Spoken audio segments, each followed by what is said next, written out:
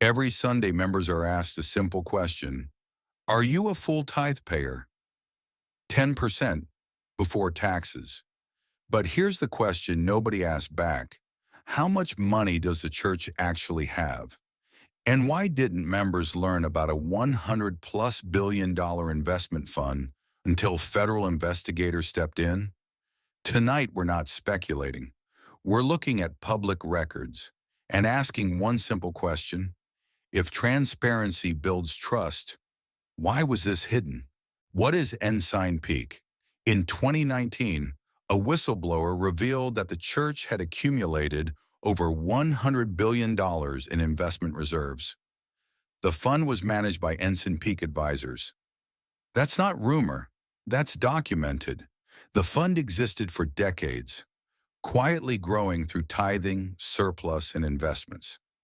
In 2023, the U.S. Securities and Exchange Commission announced that the Church and Ensign Peak agreed to pay $5 million in penalties.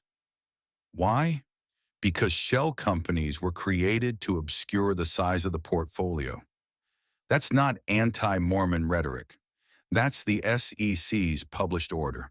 Why does this matter? Members sacrifice, some struggle to pay rent, some delay medical bills, some skip meals, because they believe tithing is required for temple access, for blessings, for obedience. So here's the tension. If the church has tens of billions in reserves, why are members told the windows of heaven depend on their sacrifice? Why wasn't the fund openly discussed in General Conference? Transparency isn't an attack, it's accountability. Common defenses, the most common responses are: saving for the second coming, financial prudence, it's none of our business. But here's the direct challenge.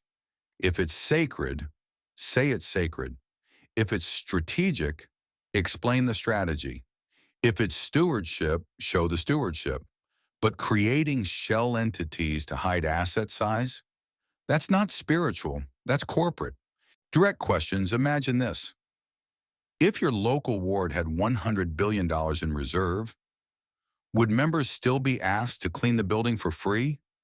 Would struggling members still be denied temple access over tithing? Would missionaries still fund themselves? These are not anti-faith questions. They are transparency questions.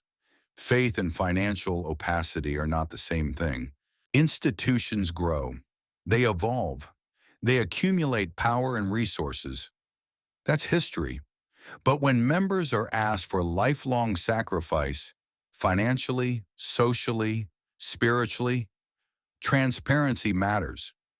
If the church is confident in its stewardship, then open disclosure shouldn't be threatening. Truth doesn't weaken faith, secrecy does. And that's the question for this video. Is the issue the money? Or is it that members weren't told? You decide.